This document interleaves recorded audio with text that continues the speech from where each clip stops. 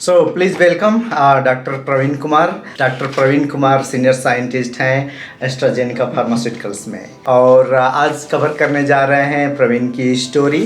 और इसमें बात करेंगे कि इनका एजुकेशनल जर्नी क्या है, इनकी कंप्लीट कैरियर स्टोरी क्या है जो हमारा फॉर्मेट है। इन्होंने बैचलर किया है बायोइन्फॉर्मेटिक्स में, डबल मास्टर किया है बायोइन्फॉर्मेटिक्स में, one from India one from US, and then PhD in bioinformatics. And अभी आप सीनियर साइंटिस्ट हैं एस्ट्राजेनिका में। पहले चीज़ हम बता दें कि किसको ये वीडियो देखनी चाहिए, क्या क्या हम इसमें कवर करने जा रहे हैं, सो आपका टाइम वेस्ट ना हो। और आप वीडियो स्टार्ट कर रहे हैं तो पूरा देखें ताकि you can learn a lot of things. So इनकी कंप्लीट करियर स्टोरी हम कवर करने जा रहे हैं, इनका background and like previous from like high school and the complete story. And इनकी स्टोरी भी काफ़ी इंटरेस्टिंग है and I hope you will like it. So अभी आप बताएंगे कि अभी क्या कर रहे हैं एस्ट्राजेनिका में, position, profile and little bit detail about the work. तो अभी एस्ट्राजेनिका में मैं एज अ सीनियर बायोइन्फॉर्मेटिशियन काम कर रहा हूँ फॉर द प्रोटियोमिक्स लैब। मेरा मेन जो वर्क रहता है वो प्रोटियोमिक्स जो डेटा होता है जो मास स्पेक से निकलता है। मास स्पेक्ट्रोमेट्री एक मशीन होती है जो प्रोटीन्स को स्टडी करता है, तो उसको एनालाइज करना और main focus target validation, target identification उस पर रहता है। So this is part of drug discovery. Drug discovery. Very initial stages of drug discovery actually. Lower level पे जाके बताया जाए तो हमारे शरीर में जो भी चीज़ें हो रही हैं वो प्रोटीन रिस्पॉन्सिबल होता है कोई भी चीज़ करने के लिए। तो जो भी हम दवाई खाते हैं ना वो किसी ना किसी प्रोटीन को जाके टारगेट कर रहा होता है या उससे जाके जुड़ता है, जिसके कारण हमारा वो फंक्शन बदल जाता है। हम वो ढूंढते हैं कि किस बीमारी में किस प्रोटीन को पकड़ा जाए और उसको हम अपने ड्रग से टारगेट करें। ड्रग यानी कि यहाँ दवाई होती है, कोई स्मॉल मॉलिक्यूल हो गया या लार्ज मॉलिक्यूल हो गया, कोई भी। सो आपका एजुकेशनल बैकग्राउंड क्या है इस पोजीशन के लिए, आपको ये जॉब कैसे मिली? तो मेरा बैकग्राउंड है फुल्ली बायोइन्फॉर्मेटिक्स में, bachelors in bioinformatics, masters in bioinformatics, फिर पीएचडी इन बायोइन्फॉर्मेटिक्स, और उसके बाद फिर पीएचडी के बाद फिर मैं अप्लाई कर रहा था और मैं मेनली फोकस फार्मास्यूटिकल कंपनीज़ को कर रहा था। और लकीली एस्ट्राजेनिका में मुझे इंटरव्यू और सिलेक्शन हो गया। एक बात कहूँ तो मैं काइंड ऑफ टारगेटेड एस्ट्राजेनिका को भी कर रहा था कि मुझे यहीं जाना है। ओके क्यों? क्योंकि एस्ट्राजेनिका का स्ट्रांग प्रोफाइल है इस एरिया में। इस एरिया में स्ट्रांग प्रोफाइल है और मेरे एक ex colleague already made immune में काम करते थे, तो उनके थ्रू मुझे पता था कि प्रोटियोमिक्स में काफ़ी वर्क हो रहा है और मेरे एरिया से रिलेटेड है जहां मैं कंट्रीब्यूट कर सकता हूं। और मेड इम्यून को 2015 या 2005 के आसपास एस्ट्राजेनिका ने खरीद लिया था। Got it. ओके, चलते हैं इनके थोड़ा सा बैकग्राउंड के बारे में जानते हैं। तो आप इंडिया में कहाँ से हैं और आपकी फैमिली में कौन कौन है? मैं हूँ, अब तो काफ़ी फेमस हो गया है, बेगूसराय ज़िले से पढ़ता हूँ मैं, बिहार में। तो बेगूसराय फेमस क्यों हो गया? बेगूसराय फेमस काफ़ी चीज़ों से हुआ है। कुछ साल पहले एक टीवी सीरियल आया था, और दूसरा रीज़न अभी जो पिछला इलेक्शन हुआ है उधर कन्हैया कुमार एंड वो काफ़ी इलेक्शन में काफ़ी वो हॉट प्लेस रहा है फॉर। पापा जो हैं इंडियन ऑयल कॉरपोरेशन में फाइनेंस डिपार्टमेंट में थे। मॉम जो हैं वो हाउसवाइफ रही हैं हमेशा, और दोनों बेगूसराय के ही अलग अलग गांव से हैं, और उनकी लाइफ हमेशा बेगूसराय में ही रही। तो इनकी करियर स्टोरी बहुत इंटरेस्टिंग एंड बहुत फोकस्ड रहे हैं शुरू से, बट देखते हैं कि कहाँ से कितना फोकस थे। सो पहले स्टार्ट करते हैं कि आपका अर्ली एजुकेशन कैसा था, अगर इन टर्म्स आप कहें कि किस टाइप के स्कूल में पढ़े थे, क्या पढ़ने में कैसे थे, ब्रिलियंट थे? Early education kind of like primary और middle school up to that. तो मेरा अर्ली एजुकेशन जो है काफ़ी अच्छे स्कूल में हुआ है। स्कूल का नाम सेंट पॉल स्कूल था और वो इंग्लिश मीडियम स्कूल था। और जो anything Saint Paul, Saint Thomas, Saint John's in India is like, और वो बस नाम के लिए नहीं था। जो वहाँ के प्रिंसिपल केरला से थे, और आई थिंक वो काफ़ी स्ट्रिक्टली ये रखे हुए थे कि everyone should speak English in school. तो वो स्कूल के अंदर घुसते ही वो पूरा इंग्लिश का माहौल हो जाता था। तो इंग्लिश एजुकेशन रहा है, फिर साइंस मैथ्स में भी काफ़ी फोकस्ड ये रहा है। तो 10th तक मैं वहाँ पढ़ाई किया। 11th 12th में केंद्रीय विद्यालय में किया पढ़ाई, जो इंडियन ऑयल कॉरपोरेशन का टाउनशिप था, उसी के अंदर दोनों स्कूल्स थे। सो क्या थे, मिडिल वाले स्टूडेंट थे, टॉपर थे? मैं था एवरेज टू बिलो एवरेज कहूँगा। तो सी जो सेक्शन होता था उसमें वो जाते थे जो बिल्कुल टॉपर होते थे। बी में वो जाते थे जो बीच के थे। मैं ए में था। ओके। जनरली हर जगह उल्टा रहता है। क्लास ए मतलब टॉपर्स का है, बी सी। हमारे हाई स्कूल में ऐसा हमारा उल्टा था। और आई थिंक 5th या 6th के बाद मैं बी से ए में चला गया था, फिर मैं सी की तरफ कभी नहीं गया। ओके। और उसके पीछे आई थिंक एक कारण है जो आगे हम बात करेंगे तो शायद निकले। तो एक और ये कारण था कि मैं ना बहुत ज़्यादा ही फोकस्ड हो जाता था एक ही चीज़ में, कि अगर मुझे फिजिक्स पसंद आ रहा है ना तो मैं फिजिक्स में ही हर पूरी दुनिया लगा दूंगा, बाकी सब छोड़ देता था मैं। तो मेरा एक सब्जेक्ट एकदम टॉप रहता था और बाकी सब एवरेज या बिलो एवरेज रहता था। और खासकर लैंग्वेज जो था इंग्लिश और हिंदी, उसमें मैं ऑलमोस्ट पास मार्क पे रहता था। हिस्ट्री में कभी फेल तो कभी पास मार्क्स, जियोग्राफी थोड़ा ऊपर, साइंस में बेटर रहता था। एक कोई ऐसी इंटरेस्टिंग स्टोरी बताएंगे उस टाइम की, या किसी टीचर ने आपको बहुत मोटिवेट किया या पढ़ने के लिए आपको इंस्पायर किया? किसी टीचर ने तो इंस्पायर किया या नहीं किया पता नहीं, बट मुझे ना फिजिक्स को अप्लाई करना वो बहुत अच्छा लगता था। यानी हाँ, रियल लाइफ में। तो फिजिक्स को मैं कभी पढ़ के बस पढ़ने तक नहीं रखता था, मैं उसको लाइफ में अप्लाई करता था। जब इलेक्ट्रिसिटी का जो चैप्टर होता था तो उसमें जब हमने पढ़ा कि जो हमारे यहाँ बिजली आती है लाइव वायर और एक, तो करंट उधर से फ्लो करके उसमें जाती है, तो ठीक है, वो समझ में आता। जो लाइव वायर होता था, अगर वो क्लोज सर्किट नहीं होगा तो करंट वोंट फ्लो। तो मैं लिटरली लाइव वायर को पकड़ के खड़ा रहा हूँ। अच्छा। बस फर्क इतना था कि मैं फर्श पे नहीं, मैं अपने पलंग पे बैठ गया था। अच्छा। तो मैं जो पढ़ता था उसको मैं अप्लाई करके देखता था। बट ये सब एक्सपेरिमेंट पे घर पे न करें। मतलब समझ बूझ के मैं करता था, मैं बिल्कुल नौसिखिए। मेरे साथ एक हुआ था कि मैंने स्पंज की भींगी हुई बाल लिया और सोचा कि अच्छा देखता हूँ वाटर के साथ इसमें फ्लो होगा क्या, और एक वायर को लगा के इस तरह लगा के पकड़ के और जमीन पे खड़ा हो गया। और जो करंट मारी कि फिर दोबारा एक्सपेरिमेंट नहीं किया। हाँ, नहीं तो मुझे भी इस बात का डर था कि फिजिक्स कितना सही हो सकता है नहीं। तो मैंने तो पहले ये किया कि जो वायर थे 2 मेरे पास, तो उसको टच करने से पहले तो मैं पलंग पे चढ़ गया, फिर मैं हल्का सा यूं छू करके ट्राई कर रहा हूँ ताकि मैं दूर हट जाऊँ। हाई स्कूल और इंटरमीडिएट वही सेम सब्जेक्ट था, लाइक साइंस का और मैथ, उसमें इंटरमीडिएट में मैथ्स नहीं था मेरा। और उसके पीछे एक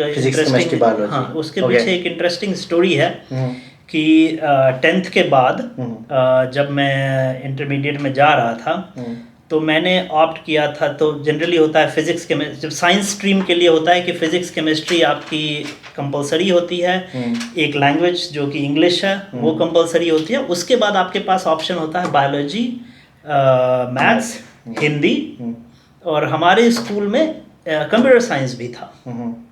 तो मैंने ऑप्ट किया था biology and computer science. Okay. So that was the instance where जब मैं बायोइन्फॉर्मेटिक्स के पीछे एक्चुअली ओके, वेरी इंटरेस्टिंग। तो पहला या दूसरा वीक था स्कूल में, और पूरे स्कूल में मैं अकेला बंदा हूँ जिसने बायोलॉजी के साथ कंप्यूटर साइंस लिया है। कुछ लोगों ने बायोलॉजी के साथ मैथ्स लिया है, कुछ लोगों ने मैथ्स के साथ कंप्यूटर साइंस लिया है, बाकी कुछ लोग थे जो बायोलॉजी के साथ हिंदी या मैथ के साथ। सीबीएसई बोर्ड का स्कूल था? सीबीएसई बोर्ड का स्कूल था, केंद्रीय विद्यालय। ओके, सो ये स्टेट बोर्ड में ऑप्शन नहीं था कि you can take biology and math इस तरह शायद? तो हमारे इसमें भी हमसे पिछले साल वाला जो बैच था उसमें बायोलॉजी और मैथ वाले जितने बंदे थे उनका रिजल्ट हुआ था खराब। तो जो हमारा प्रिंसिपल थे हमारे, वो इस साल में थोड़ा सा रेजिस्ट कर रहे थे कि लोग बायो और मैथ साथ में ना लें। लेकिन जो शुरुआत में जो फर्स्ट वीक में जिन्होंने फॉर्म भर दिया था उनको तो मिल गया। और उनको ये बोला गया कि फर्स्ट टर्म का जो एग्ज़ाम होगा उसके बेस पे इट विल बी डिसाइडेड कि आप इस पे कंटिन्यू करोगे या नहीं तो आपको एक छोड़ के आपको दूसरा हिंदी या कुछ आपने बायोलॉजी और कंप्यूटर क्यों चूज किया? किसी ने एडवाइस दिया या जस्ट ऐसे ही लगा कि मुझे कंप्यूटर चूज करना है? नहीं, 1998 में जब मेरा 10th हुआ था तो मैं कहीं तो आर्टिकल पढ़ा था बायोइन्फॉर्मेटिक्स के बारे में। ओके, ऐसे ही रैंडमली न्यूज़पेपर में। हाँ। ठीक है, और उसमें ये भी पढ़ा था कि जेएनयू में कोई सेंटर है बायोइन्फॉर्मेटिक्स का। तो वो एक चीज़ था, और दूसरा ये चीज़ था कि मेरे आसपास जितने लोग थे ना वो लोग थे जो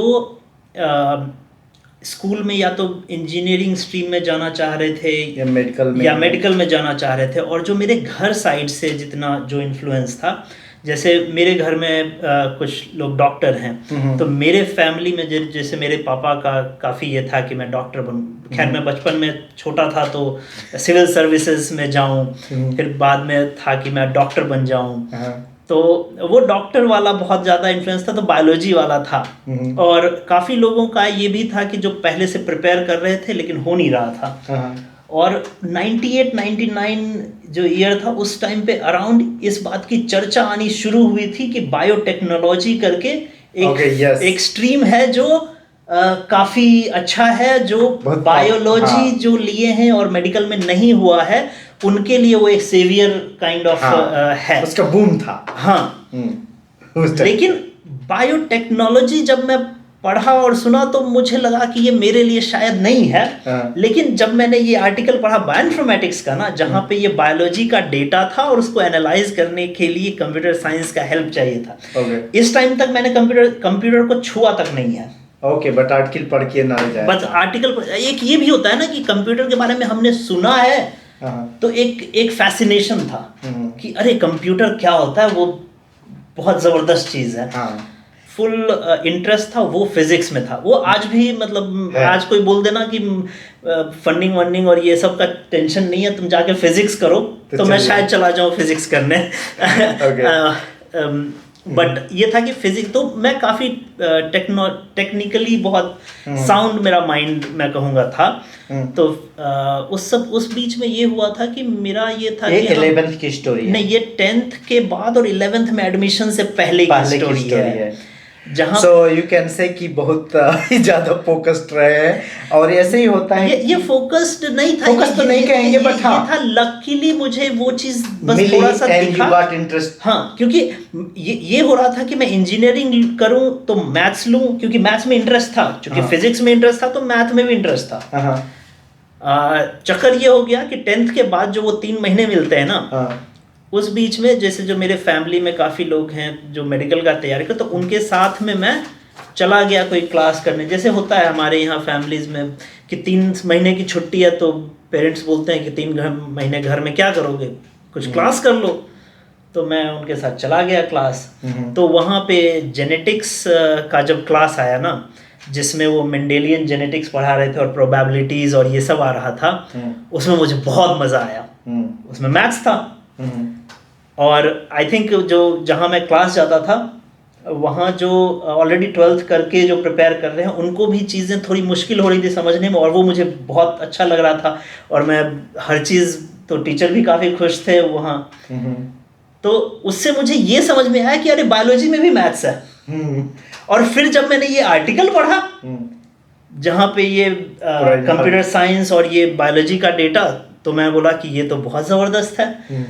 तो वहाँ से फिर मुझे आया कि नहीं, बायोलॉजी तो अच्छा है, बायोलॉजी मैं कर सकता हूँ, मुझे ज़रूरी नहीं है कि फिज़िक्स में या उसमें जाना है। मैथ्स, खैर उसमें फिज़िक्स सोच के भी फिज़िक्स नहीं ले रहे थे ना। उस समय तो ये था कि भाई मैथ्स लेंगे तो इंजीनियरिंग करेंगे, बायोलॉजी करेंगे तो मेडिकल करेंगे। तो ये ऑप्शन, हाँ, तो ये नहीं था कि मैं फिजिक्स में रिसर्च करूंगा। फोकस था कि हाँ मुझे साइंटिस्ट बनना है, बट ये फोकस नहीं था कि मुझे फिजिक्स में जाके साइंटिस्ट बनना। सो वहाँ बायोलॉजी और कंप्यूटर साइंस लिया, 2 फोकस था, एक मेडिकल का भी, प्लस आपने वो आर्टिकल पढ़ा बायोइन्फॉर्मेटिक्स वाली।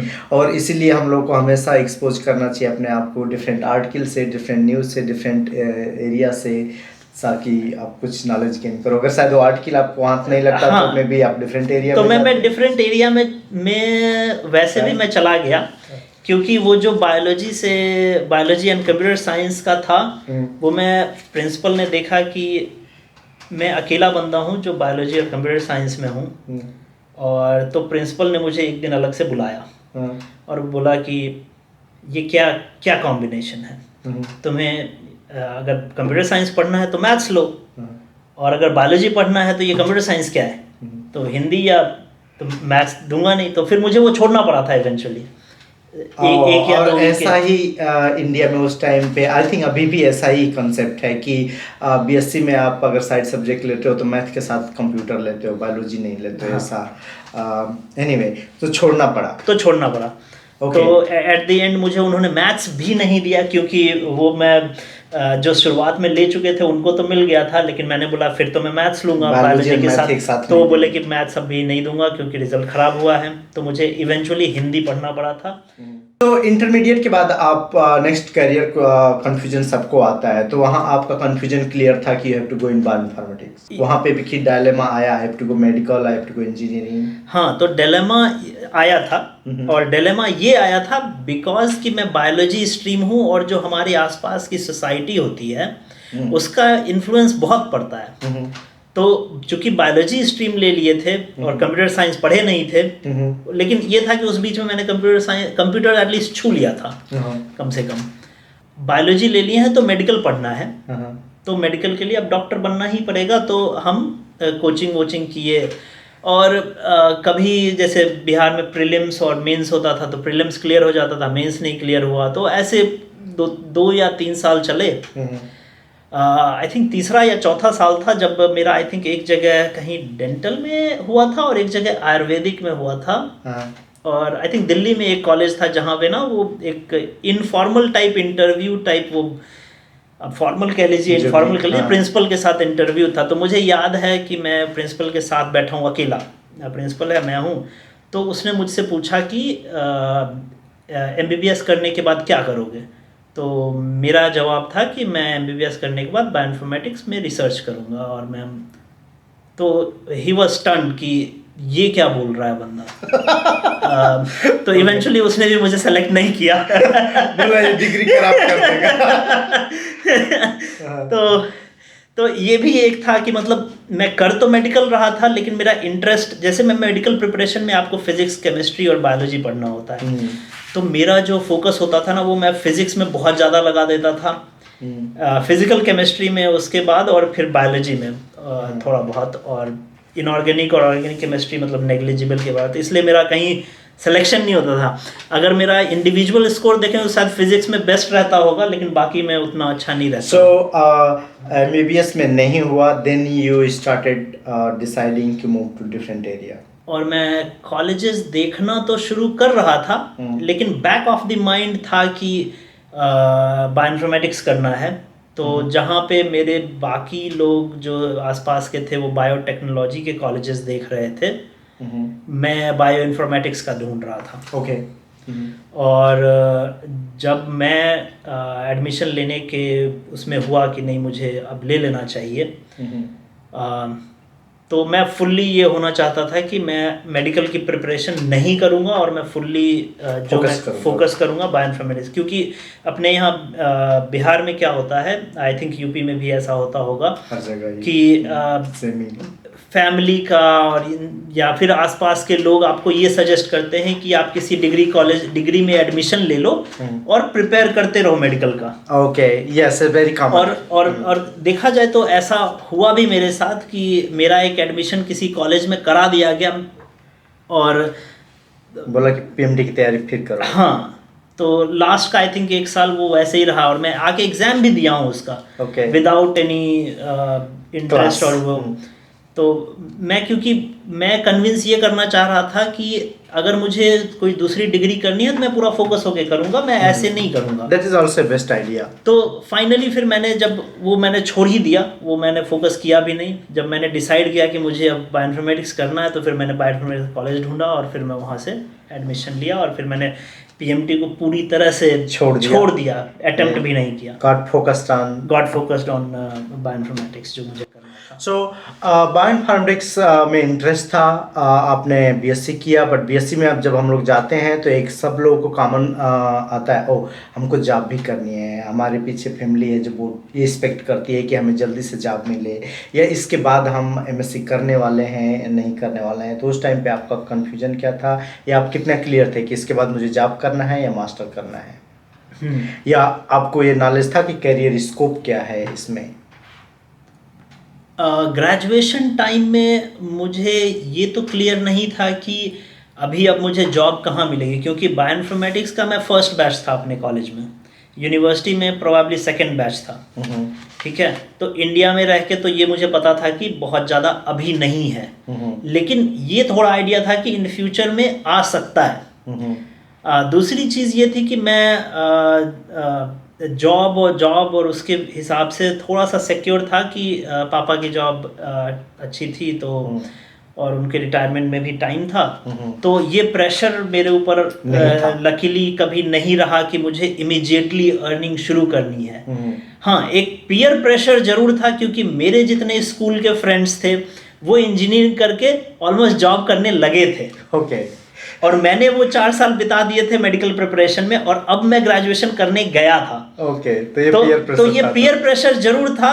तो कभी कभी थोड़ा सा फील भी होता था कि यार ये लोग पैसे कमा रहे हैं और मैं अभी कॉलेज में ही पढ़ रहा हूँ, बट ठीक है, वो मैंने ज़्यादा अपने दिमाग पे नहीं लिया।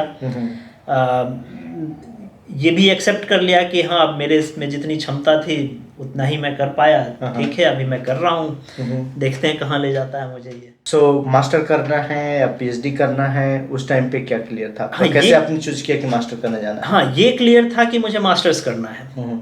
कहाँ से करना है ये उस समय क्लियर नहीं हुआ था, और पीएचडी करना है ये बहुत बाद में क्लियर हुआ। जो हमसे सीनियर वाले थे, जो बायोटेक्नोलॉजी वाले थे, तो उनको एमएससी के लिए एंट्रेंस देना पड़ रहा था, और एंट्रेंस के बाद भी उन्हें लाख 1.5 लाख साल का फीस देना पड़ रहा था प्राइवेट कॉलेजेस में। और जब मैं ये बात सुना ना, तो मैं ऑलमोस्ट ये हो गया था कि पता नहीं मैंने क्यों ये डिसीजन लिया बायोइन्फॉर्मेटिक्स करने का, या 1.5 लाख रुपए। हाँ, जब मुझे 1.5 लाख देना था तो 1.5 लाख एमबीबीएस में दे देते तब, और अब तो एमबीबीएस में भी 3.5-4 लाख हो गए हैं, तो अब तो और भी नहीं कर सकते। तो बहुत बड़ा डिलेमा था कि अब यहाँ से कहाँ जा पाएंगे, क्योंकि 1.5 लाख पर ईयर मैं तो नहीं मांग पाऊंगा, है ना, घर से।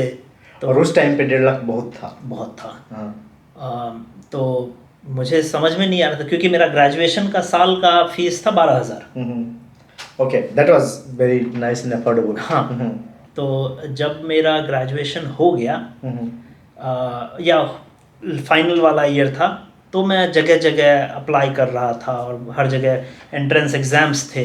एक तो एनसीबीएस है बेंगलोर में, वहाँ का मैंने क्रैक किया था, जो फर्स्ट वाला राउंड था वो।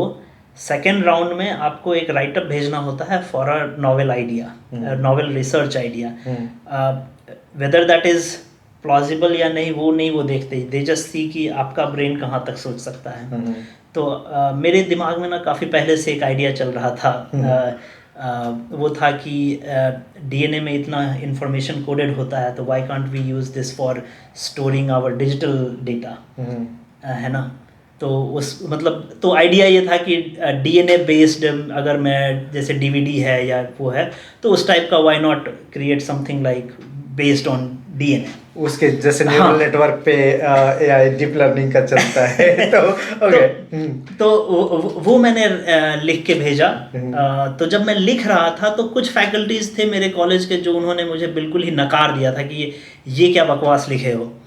और बल्कि एक जगह मैं एक फैकल्टी थे जो जिनके यहाँ मैं कुछ कोचिंग के लिए जाता था, तो वो देखे, वो बोले कि ये प्रवीण बहुत अच्छा है, तुम इसको रिफाइन करके भेजो। तो उन्होंने मुझे इनकरेज किया, तो थोड़ा सा कॉन्फिडेंस, तो मैंने भेज दिया, तो वो भी सेलेक्ट हो गया। तो मैं फाइनल इंटरव्यू के लिए गया, तो जहाँ पे आई थिंक वो 13 या कितने लोगों को बुलाए थे, जिसमें से आई थिंक 3 या 4 का सिलेक्शन होना था। तो मेरा खैर मैं वो उस स्टेज पे रिजेक्ट हुआ। खैर वो डिफरेंट स्ट्रीम हो जाता मेरे लिए, क्योंकि वो MSc PhD इंटीग्रेटेड प्रोग्राम था। सिलेक्शन हो जाता तो शायद मैं कहीं और होता आज, बट चूँकि एक फोकस बायोइन्फॉर्मेटिक्स का भी था, तो मैं ढूंढ रहा था। एक फैकल्टी थे ग्रेजुएशन टाइम पे, वो छोड़ चुके थे कॉलेज, उनसे बहुत ज़्यादा इंटरेक्शन भी नहीं था, लेकिन एक दिन अचानक से उनका मुझे मैसेज आता है फेसबुक पे। उन्होंने एक लिंक शेयर किया हुआ था कि पौंडीचेरी में बायोइन्फॉर्मेटिक्स MSc का PG डिप्लोमा का है। तो मैंने वो देखा PG डिप्लोमा, मैंने बोला ये तो PG डिप्लोमा है, ये तो MSc के बाद उनका एडमिशन है। तो मैं उन्हीं का वेबसाइट देखने लगा, तो दिखा कि फर्स्ट बैच MSc वो उसी साल शुरू हो रहा है। तो उसका भी एंट्रेंस का एग्ज़ाम है, तो वो मैं अप्लाई किया। और मुझे ये पता था कि पुणे यूनिवर्सिटी में ऑलरेडी MSc बायोइन्फॉर्मेटिक्स होती है, तो वहाँ मैंने ऑलरेडी अप्लाई कर दिया था। तो इवेंचुअली मेरा सिलेक्शन पौंडीचेरी में हुआ, वहाँ पे मेरा एंट्रेंस में फर्स्ट रैंक आ गया। जो कि अनबिलीवेबल सा मुझे लग रहा था, क्योंकि मैं हमेशा एवरेज स्टूडेंट रहा हूँ। टॉप कैसे कर गया ये शॉक के मतलब शॉकिंग लगता है कभी कभी कि भाई हम तो एवरेज स्टूडेंट हैं, हम अपने आप को उसी तरह देखे हैं। तो जब रिजल्ट देखे तो रैंक 1, तो मैंने बोला ये मेरा नहीं है। ऐसा ही लगता है, ये कोई और प्रवीण होगा। तो फिर मैंने फ़ोन किया अपने फ्रेंड को, मैंने बोला मेरा ना एक बार वो रोल नंबर वेरीफाई करना। तो फिर रोल नंबर देखे, मैंने बोला ये यही दिख रहा है, बट ये रैंक 1 क्यों दिख रहा है। तो धीरे धीरे वो सेटल डाउन हुआ कि अच्छा मेरा ही है वो रैंक 1। So Pondicherry में एडमिशन हो गया, and that was the masters in bioinformatics. So वहाँ से then you decided to do PhD, और वहाँ से थोड़ा ब्रॉड नॉलेज हो गया about the bioinformatics, career scope और फ्यूचर अपॉर्चुनिटी सब के बारे में। तो वहाँ पे वहाँ पहुँच के इमीडिएटली नहीं हुआ कि मुझे PhD करनी है, क्योंकि जैसे मैं भी बाकी लोगों की तरह आया था, जो मेरे बैचमेट्स थे उसमें से मैं ये कहूँगा कि मैं एक ऐसा बंदा था जिसको पता था कि मैं बायोइन्फॉर्मेटिक्स करने आया हूँ। बाकी जो थे उनका ये था कि यार कहीं नहीं हो रहा है तो चलो ये हो गया। but that is a big difference। हाँ, ओके, आप फोकस होके टारगेटेड होके कि मुझे यही करना है, और एक है कि रैंडमली आ गए। हाँ, there is a difference। और चूंकि मैं फर्स्ट रैंकर भी था, तो थोड़ा सा प्रेफरेंस भी मिल जाता था कुछ चीज़ों में। तो जो फर्स्ट ईयर ऑलमोस्ट ख़त्म होने लगा था, या सेकेंड सेमेस्टर मैं कह लूँगा, तो हमारा जो सेंटर फॉर बायोइन्फॉर्मेटिक्स था, वो नेशनल कॉन्फ्रेंस ऑर्गेनाइज करता था बायोइन्फॉर्मेटिक्स के लिए। ओह, वेरी नाइस। चूँकि मैं फर्स्ट रैंकर था, तो किसी तरह जो फैकल्टी थे ना, वो ये कर दिए कि प्रवीण तुम ऑर्गेनाइज करो। ओके। तो ऑर्गेनाइजेशन का जो काफ़ी लॉजिस्टिक्स तो फैकल्टी कर लेते थे, लेकिन कुछ चीज़ों में उन्होंने मुझे वो रिस्पॉन्सिबिलिटी दे दिया था। नॉट कि मतलब खाना अरेंज करना है, ये है वर्कशॉप में कौन कौन से टॉक्स होंगे, कैसे होंगे, किसको इनवाइट करना है, किनको इनवाइट नहीं, लेकिन जो पौंडीचेरी साइड से जो स्टूडेंट्स हैं, उनमें से कौन क्या किसको करना है, किसको नहीं करना है। तो वर्कशॉप ऑर्गेनाइज करने का वो पूरा रिस्पॉन्सिबिलिटी मेरे ऊपर था। वो था कि जितने फैकल्टी आए हैं उनको रिसीव करना, मतलब ना कि एयरपोर्ट से, बट यहाँ आ जाएं, उसके बाद जो उनका एकोमोडेशन है वहाँ तक गाइड कर देना जैसा उनको रिक्वायर्ड हो। तो उससे ये हुआ कि उनसे डायरेक्टली कनेक्शन बना, डायरेक्ट हम कुछ भी बात कर सकते थे, मिली। तो वहाँ जो है ना, हम लोगों ने 2-3 फैकल्टी से, मतलब साइंटिस्ट से पूछा कि क्या करना चाहिए। तो आई थिंक एक चीज़ बहुत कांस्टेंट आंसर मिला हमें कि मास्टर्स के बाद तुम जॉब में चले जाओगे, लेकिन ग्रोथ नहीं मिलेगा। ओके। PhD कर लोगे तो भले अभी पीएचडी के टाइम तुम्हारा जो हालत रहे, लेकिन उसके बाद तुम्हें ग्रोथ मिलेगी। ओके। तो उस टाइम के बाद से फोकस ये हो गया कि नहीं, अब पीएचडी करनी है। और ये पार्ट होता है एक्स्ट्रा करिकुलर एक्टिविटी में इन्वॉल्व होने का, डिफरेंट फैकल्टी से डिफरेंट एक्टिविटी में, और काफ़ी ऐसे करियर अपॉर्चुनिटी आ जाती हैं, एडवाइस मिल जाती है। एंड सो उसके बाद पीएचडी के बाद you completed master and then you have worked on the John Hopkins for 1 year. Masters में जो वही पहले साल वाला जो कॉन्फ्रेंस था, उसमें एक साइंटिस्ट आए थे यूएस से, जॉन्स हॉपकिंस के। उनका प्रोटियोमिक्स में काफ़ी काम रहा है। अभी वो मेयो क्लिनिक में है। तो वो आए थे, तो उनका अपना इंस्टीट्यूट है बैंगलोर में, और वो इंस्टीट्यूट डिग्री नहीं देती है, that is a research institute. उनका पूरा फोकस रिसर्च है। पीएचडी में वो एनरोल करवा देते हैं through MOU with different universities. तो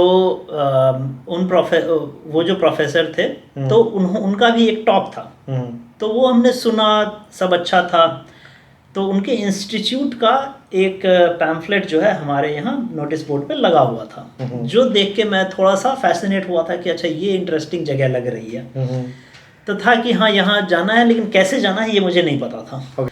तो फाइनल सेमेस्टर में इंटरव्यूज़ भी स्केड्यूल हुए उधर से, जहाँ पे मेरा पहला इंटरव्यू करीब 2.5 घंटे का था, जिसमें मैं बहुत बुरा तो नहीं कहूँगा, लेकिन तो बायोलॉजी पार्ट में बुरा किया था, लेकिन कंप्यूटर साइंस में बहुत अच्छा किया था, मैथ्स में बहुत अच्छा किया था। तो उन्होंने मुझे सेकंड चांस दिया। तो सेकंड इंटरव्यू फिर 3 घंटे का था, जिसमें मोस्ट प्लान था बायोलॉजी पूछने का, लेकिन उस दिन उन्होंने फुल प्रोग्रामिंग और बायोलॉजी रिलेटेड प्रोग्रामिंग और वो सब करवाया। तो वो मेरा बहुत अच्छा हो गया। तो फिर मेरा तो पूरे 16-17 लोग में से मेरा अकेला सिलेक्शन हुआ था। तो फिर मैं जाके वो इंस्टीट्यूट ज्वाइन किया था। और फिर उस इंस्टीट्यूट में काम करने के बाद वहाँ से मुझे ऑफर मिला कि मैं 1 साल के लिए एक्सचेंज विजिटर की तरह आ सकता हूं, जॉन्स हॉपकिंस जाऊं। फिर जब मेरा 1 साल पूरा हुआ, तो वहाँ पे एक और चीज़ नया देखने को मिला मुझे कि पीएचडी स्टूडेंट को यूएस में कैसे ट्रीट करते हैं और इंडिया में कैसे ट्रीट करते हैं। तो ये बहुत बड़ा फ़र्क दिखा था मुझे। तो फिर मैं, जब मेरा वापस जाने का टाइम आ रहा था, तो मैंने यही डिसाइड किया कि मैं अब इंडिया से पीएचडी नहीं करूँगा। अब मैं यूएस से नहीं, लेकिन यूरोप से या यूएस से, लेकिन इंडिया से नहीं करूँगा, ये था। मैंने अप्लाई नहीं करना शुरू किया था। बट ये था कि जब मैंने प्रोफेसर को बोला था, तो वो थोड़े अपसेट हो गए थे कि, तो उनको लगा था कि शायद मैं ऑलरेडी देख चुका हूँ और मैं भाग रहा हूँ। बट नहीं, मैं भाग नहीं रहा था। मैं वापस गया उनके इंस्टीट्यूट, 1.5 साल वहाँ फिर रहा हूँ और अप्लाई करता रहा। फिर जब सिलेक्शन हुआ, तब छोड़ के फिर मैं आया। सो अगर एक लाइन में बोलना हो कि how what is difference between doing PhD in India and here, you have done it here, so you can very generic way में, otherwise people may get offended. PhD में सबसे बड़ा दो फर्क रहेगा। एक तो आपका जो living overall quality of living, हाँ, I was looking for that term. Quality of living आपकी बेटर रहती है। क्वालिटी ऑफ रिसर्च मैं कहूँगा बेटर इस वे में रहता है। आई एम नॉट सेइंग कि इंडिया में जो करते हैं वो अच्छा नहीं करते हैं। इंडिया में अच्छा, ब्रेन अच्छा है, रिसोर्सेज आने में देर होती है। हाँ, बहुत देर होती है। इनफ रिसोर्सेज नहीं है, उतने पावरफुल रिसोर्सेज नहीं है। तो इसलिए कई बार स्टूडेंट्स फ्रस्ट्रेट भी हो जाते हैं, स्पेशली यूनिवर्सिटीज में। हाँ, और एक और कारण ये है कि थोड़ी फ्रीडम आपको मिलती है यूएस में, या एक्स्ट्रा करने की या आपको अपनी लाइफ जीने की भी। आप अगर पीएचडी कर रहे हैं, तो आपसे ये नहीं एक्सपेक्ट किया जाता है कि आपकी ज़िंदगी बस लैब में है, आप लैब में ही बस रहो, आप उसके बाहर कहीं नहीं दिखो। ये एक थोड़ी सी मुझे दिखी है freedom, but it is not true for all the labs. मैं पहले एक डिस्क्लेमर डाल दूं, क्योंकि मैंने यहाँ भी कई लोगों को देखा है जो फ्रस्ट्रेटेड हैं अपने लैब से। और but in general I have seen here as well कि आप पीएचडी गाइड से फाइट करके भी यहाँ पे पीएचडी कंप्लीट कर लेते हो। अगर इंडिया में अगर किसी सीएसआर लैब में कहीं पे आईआईटीज में अगर गाइड से फाइट कर लिए, अगर कॉन्फ्लिक्ट ऑफ इंटरेस्ट है या गाइड थोड़ा सा ये है, तो थोड़ा मुश्किल हो जाता है। हाँ। यहाँ पे आई थिंक उतना नहीं So, है। let's move to the PhD and keep this discussion aside. So, आपने apply किया and you have done master and PhD integrated. I think after 2 or 3 years मुझे और उस लैब को म्यूचुअली लगा कि I should be doing Something else. Something else. I think we were not a good fit, I should से।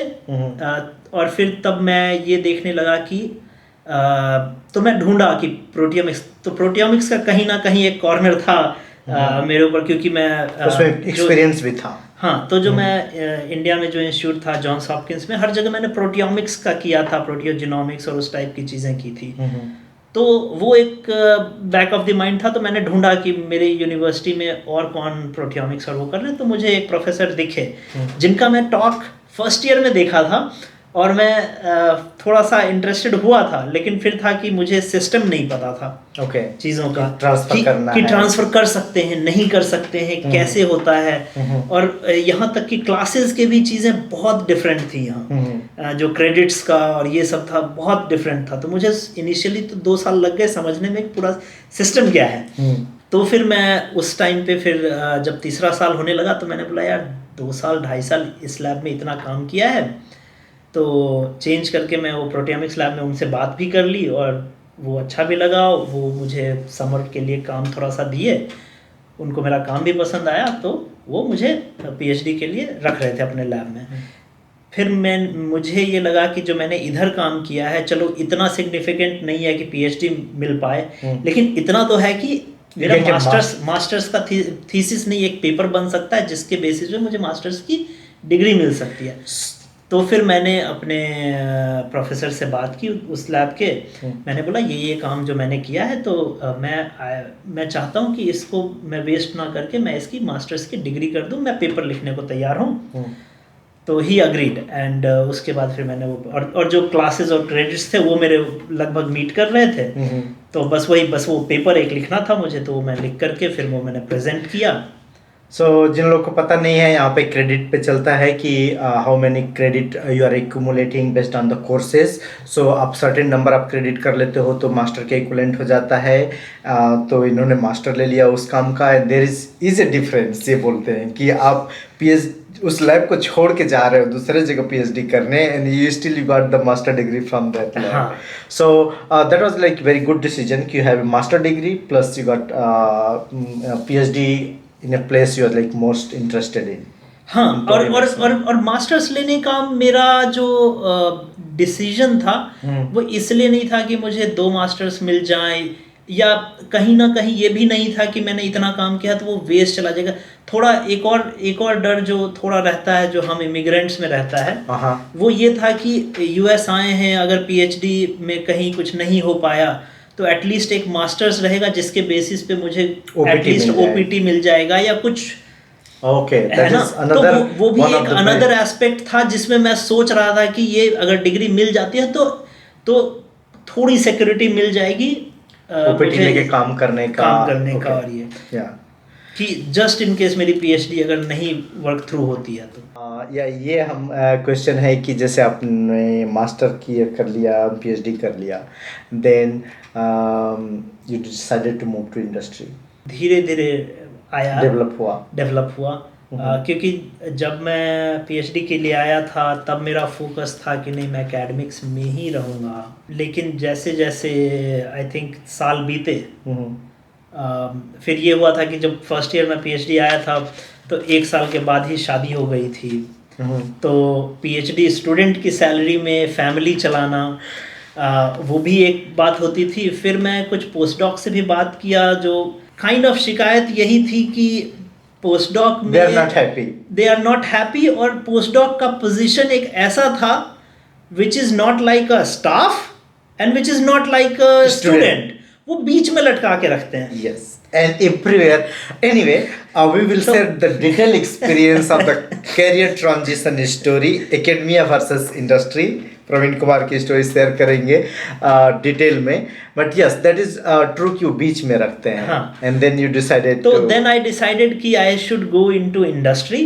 फिर industry में तो बहुत सारी इंडस्ट्री हैं जो मेरे हिसाब से होती हैं, बट आई थिंक कहीं एक था कि बैक ऑफ द माइंड की फार्मास्यूटिकल्स में देखना है। डिस्कवरी में। हाँ।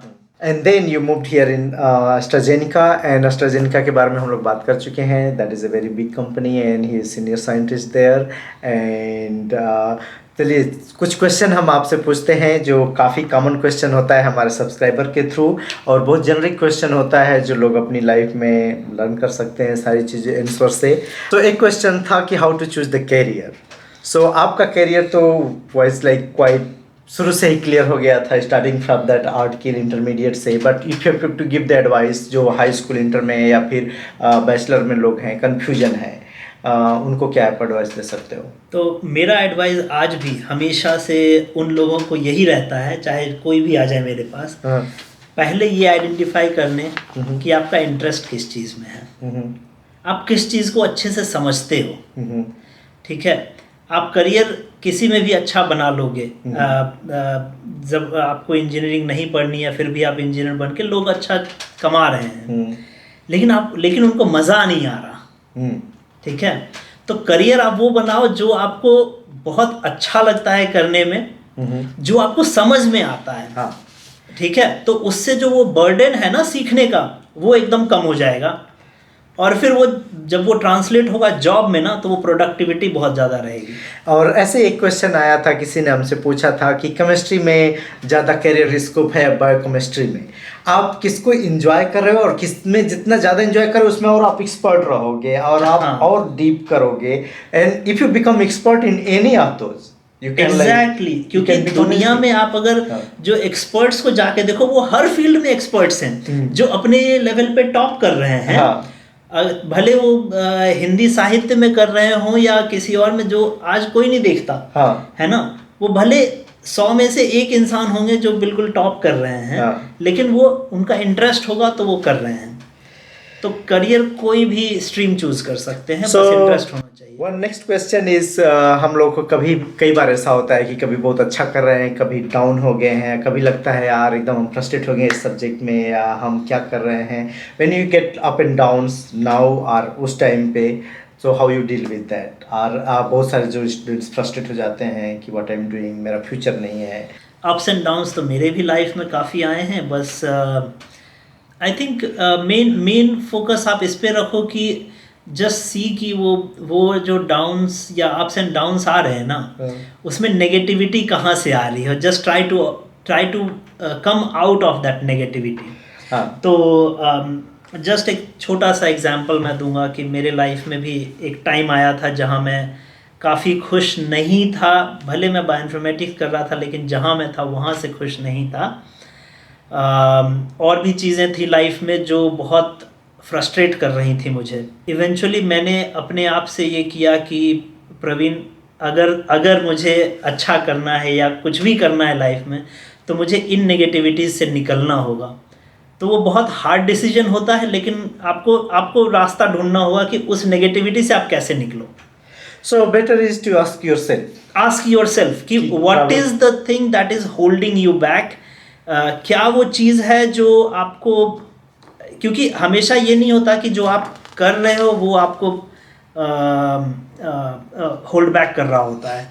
कई बार वहाँ का सिचुएशन, वहाँ का कोई, या तो आपका एडवाइज़र होगा या कोई होगा, कुछ ऐसा होगा या जो आपको होल्ड बैक कर रहा है। Try to get out of that negativity. Question जो बहुत कॉमन है एंड बहुत सबको ये प्रॉब्लम फेस आती है, how to be more focused और कंसिस्टेंट, और डिस्ट्रैक्शन अवॉइड करें, चाहे फोकस्ड होकर किसी चीज़ पे काम करें। स्टूडेंट्स आज हमारे चैनल पे बहुत कॉमन कमेंट है कि हम स्टडी पे कैसे फोकस रहें। मैं अपने आप को बहुत डिसिप्लिन स्टूडेंट नहीं मानता हूँ। मेरे साथ एक और प्रॉब्लम ये थी कि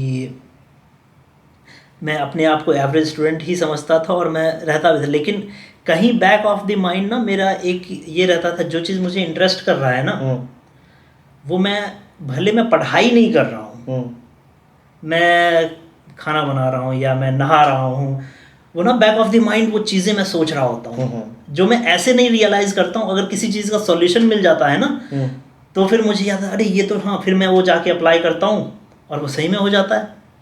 तो ये है कि मैं स्टडी को ये नहीं मानता हूँ कि बस आप किताब पढ़ते रहो और वो उससे हो जाएगा।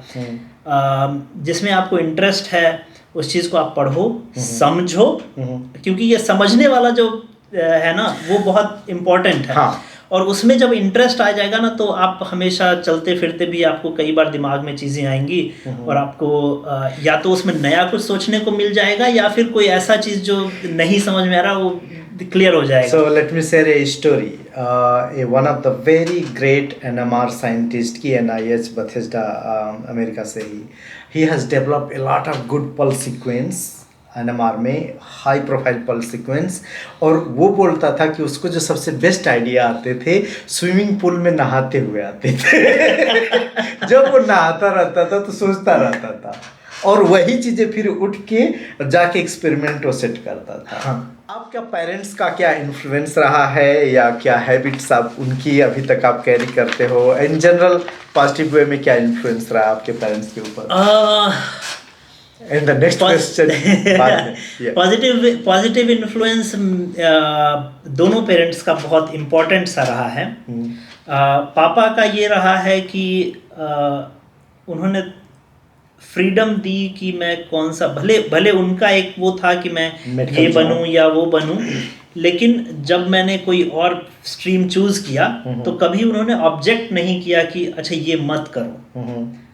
उनको ये था कि अगर मैं कर रहा हूँ तो ठीक है, देख लो, अगर तुम्हें लग रहा है कि ठीक है तो उनकी तरफ से, लेकिन कभी उन्होंने वो चीज़ थोपा नहीं कि मुझे यही करना है।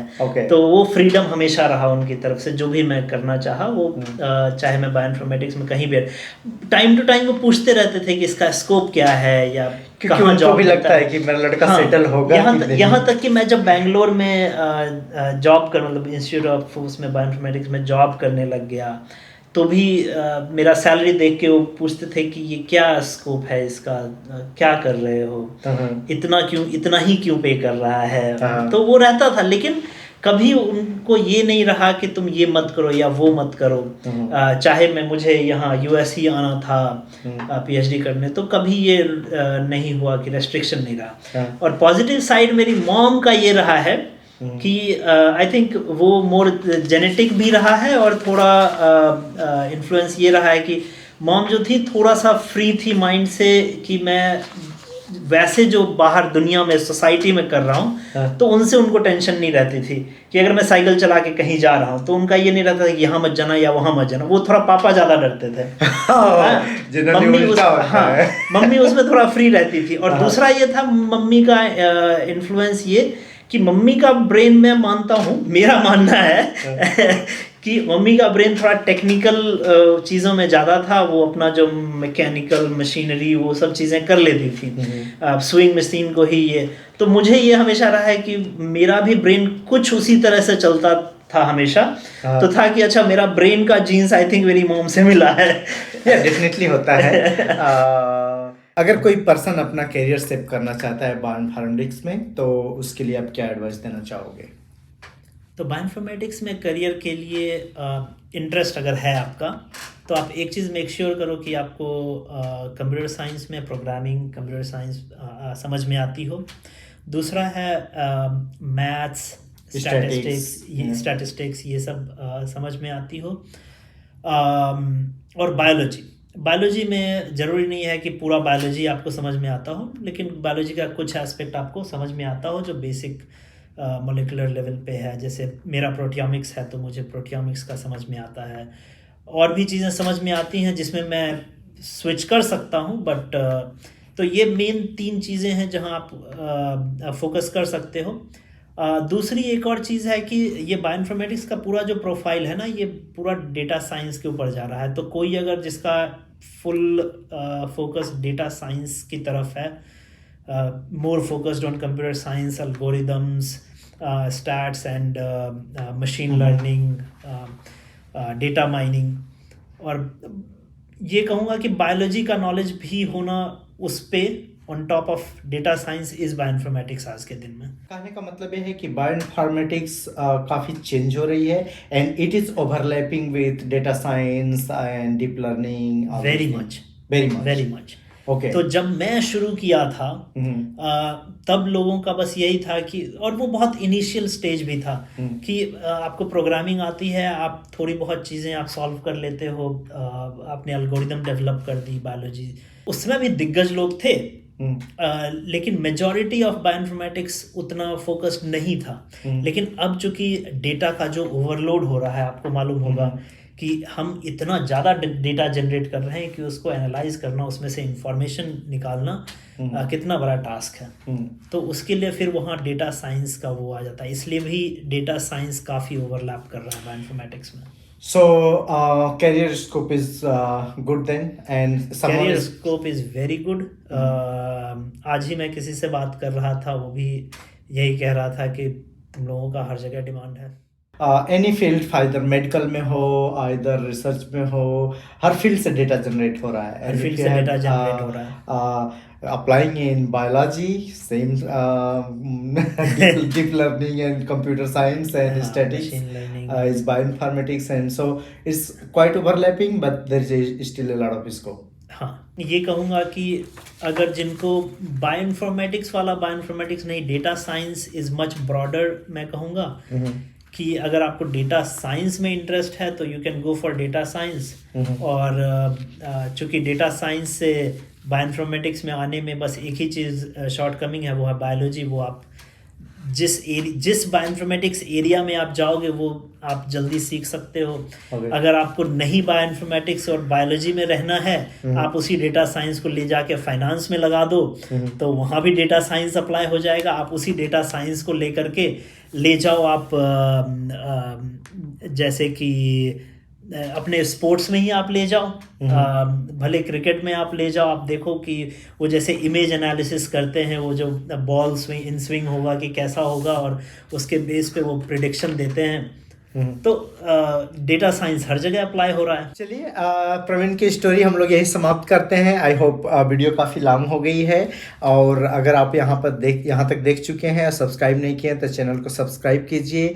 एंड अगर आपका कोई क्वेश्चन है तो कमेंट में लिखें, और if you want have a specific question, at least 4-5 लोगों को मैं लिंक्डइन के थ्रू प्रवीण से कनेक्ट कराऊंगा, so he can personally answer you on the LinkedIn.